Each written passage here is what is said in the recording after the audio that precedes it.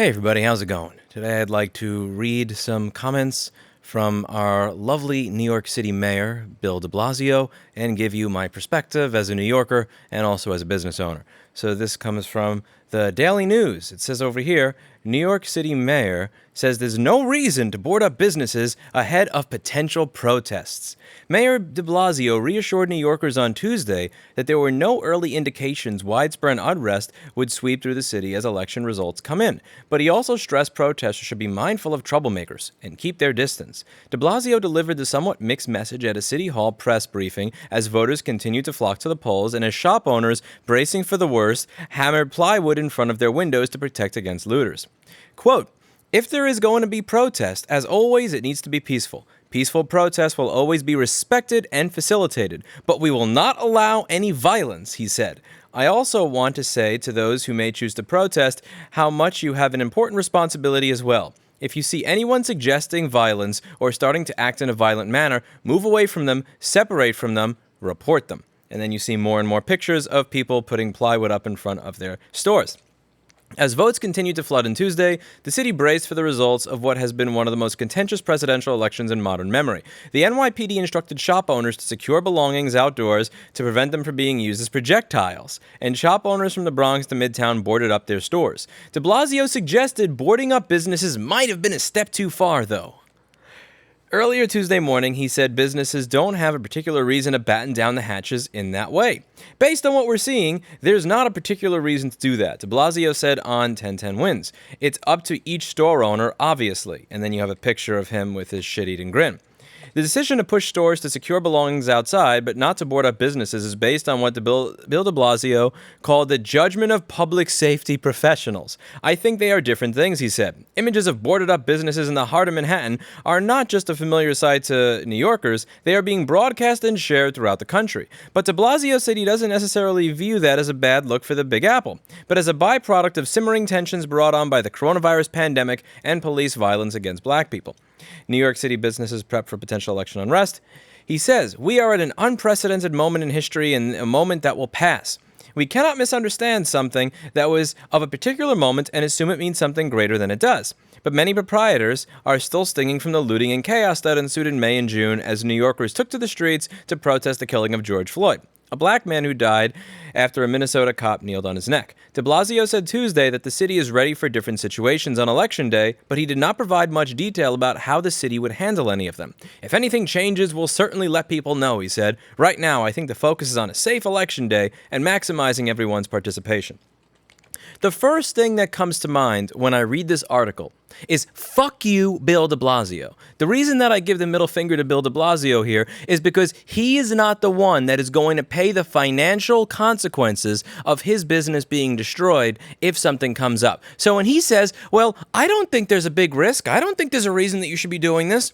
Okay, how much skin do you have in the game? Show me how much of your own investment. Show me how much of your own net worth. Show me how much of your own ability to make a living and pay rent in this bullshit expensive city comes from these retail stores. What do you lose, de Blasio, personally, if this type of stuff happens? So the disconnect from to say, yeah, I don't think that's a big issue, as you watched in late May and early June as all of these stores, one after the other, was completely fucking destroyed, is one of the many reasons why you are such a shit, pathetic, garbage mayor that I don't understand how the fuck you win any election in this city. Like, just right up the street from me, I remember doing a video where there was this little Korean barbecue. They were already done for because they couldn't open. They couldn't. You can't pay your rent here doing 25% of your business or just doing takeout, because when you're paying $20,000 or $40,000 a month for a little shoebox, you need all the business you can get. They were already closed. They were already done for, and they had sign in the window saying, "Please, we are already closed. Please don't break in. We just want to keep our security deposit," or something like that. And they fucking broke into it anyway. I'm sick and tired of people that tell me it was just a few broken windows, it was just a Foot Locker, it doesn't matter. I ride my bike home every single day down these streets, and I know precisely how many of these fucking businesses were broken into and destroyed. And as a small business owner, I'm also acutely aware of just how little insurance is going to pay out, if they're going to pay out anything. Even if you do have insurance, unless you have a legal team that is funded with millions of dollars, ready, willing, and able to to fight the insurance company in court, which, by the way, is still closed, you're probably not going to get any of the money. So the reason that people are doing this, the reason that people are installing better metal gates and putting wood up, is because they already watched. Now, if this was said in May, by all means, say what you want to say. But people who own businesses have already watched as their places were ransacked and destroyed, and there was nothing they could do about it because what are you going to do? Take your AR-15 to your store and threaten? It's New York. So people are making decisions based on evidence, and the evidence is their own eyes, being able to see what happened just a few months ago when there is an event that creates a lot of social and political turmoil, how it's going to be handled. Now, I understand why people would be hesitant to have the police do their job in a full-throated fashion, and I understand why people are mad at police both in New York and around the country. There are cases where I look at the case and I go, I don't see what the police could have done better there. I don't get why people are mad. Then there are cases where I look and I go, I'm surprised that, the rest of the country isn't on fire in addition to just this one neighborhood. This is really awful. I can't believe the police did that. That's bad. There's this one concept that comes to mind when just thinking about this. I was speaking to my friend that I've had on for a few shows on the live channel, Dr. Evil Genius, about this, and where I've had conversations on the phone where I see a lot of this kind of like setting a PID loop on your electric bicycle. So you have these 3 different types of gain, and I wanted to do a video on this before the other bike went on fire, where there's these 3 different types of gain. You have, I'll link in a video down below. You have proportional gain, which is going to be, let's say you want to be going this fast, but you're over here. It's going to be pushing you up as very quickly as it can to try to get you up here. It's going to be a bunch of pushes up. You have the derivative gain, which is going to be going down. So let's say you overshoot, that's going to start pushing you down to get you closer to where you want to be. And then you have integral gain, which is going to be what does those very, very minor adjustments. So once you've gotten from here all the way up to there and then push down, it's going to bring you right into where you need to go. I am not an engineer by any means, shape, or form, so watch this other video. You get the point. This is a very, very basic, overly generalized explanation. And I think that how to deal with these issues is very much the same way. My point is, it's impossible to simply be, you want to be here, you get here. That's not how it works. You start here, you want to be here, you push up, oh shit, we overshot. Oh shit, we undershot. Okay, we aligned. And policing is, in many ways, a dirty business.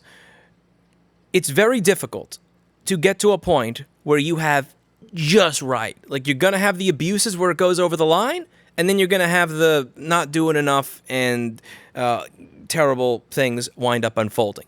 And the sad thing is that we kind of had the worst of both worlds in New York City, where you had people that were actually peaceful protesters getting abused, and at the same time, you also had rioters and looters that were just, running amok with impunity. The situation that we had, how much you want to blame the mayor for it, that's on you. But the reality is that he is the mayor of New York City. So if this is happening in either Brooklyn or Manhattan or the Bronx or anywhere else, it's kind of on you because you're the mayor.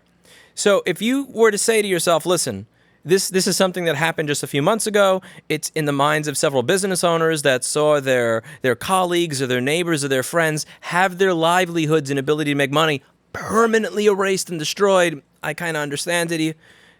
Okay, fine. But to go out there as the mayor after all of this stuff happened, after you had store after store after store after store after store get hopelessly fucked up and destroyed, to then say, I don't understand why they're putting up all this plywood. It seems like a waste of good plywood. Why would they do this? I have no idea. You fucking moron. How could you at least pretend to be somewhat in touch with the people that you preside over? And I'm not saying that I don't understand why people were protesting. I'm not saying that what happened to George Floyd is a good thing. I'm not saying what happened to Philando Castillo is a good thing. I'm not saying what happened to Daniel Shaver is a good thing. I'm not saying that I think that people don't have a reason to be aggravated at the police. Can we also at the same time be realistic and say, I can also understand why people who own businesses in a very expensive city are kind of thinking to themselves, you know what? Listen, can't have a weapon, can't have a gun. Not sure if the police are going to help me if chaos breaks out. A lot of people may be pissed if election goes a certain way. Hey, I don't care about politics. I'm not getting involved. I just don't want my livelihood to get destroyed. So, let's see. It's probably going to cost me about $200 or $300 to get this stuff, which kind of adds, it's going to save me maybe $6,000 to $10,000 of my windows being destroyed. May detract from people breaking into my place. Okay, a good gate is going to be $2,000. A good gate and some plywood is going to be maybe $2,500. The pro is that my livelihood is not going to be entirely destroyed, and thousands of customers are not going to want to sue me when I lose their data and their devices. The downside is I spent $2,500 and the place doesn't look as nice. Not putting up the gate and the plywood. The pro is it looks nicer.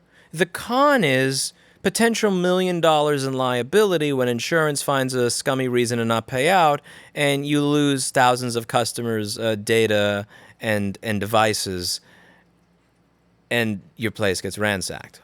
Let me do the risk reward here. Yep, no reason for these business owners to be doing this. I don't know why they're doing it. That's crazy. I'm not mad if you protest.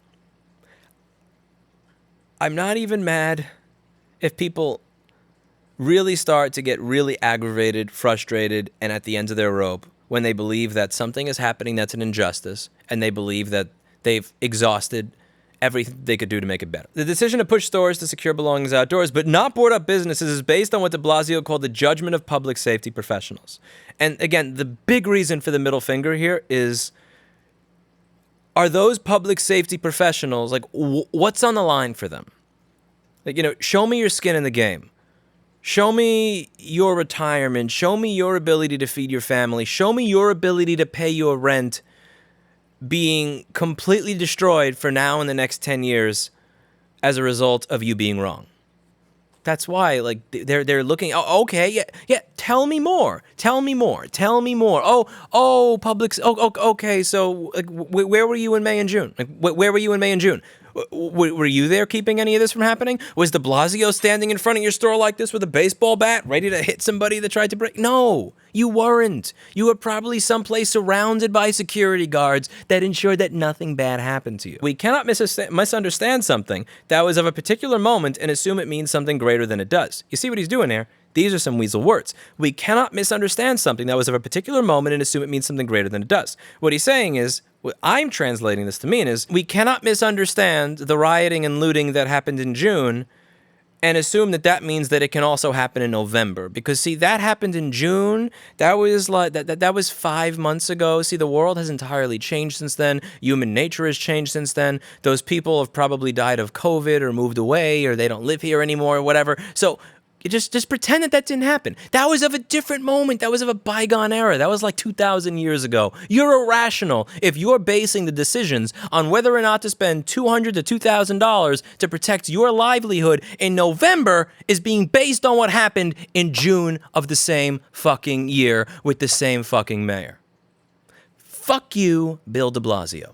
That's it for today. And as always, I hope you learned something.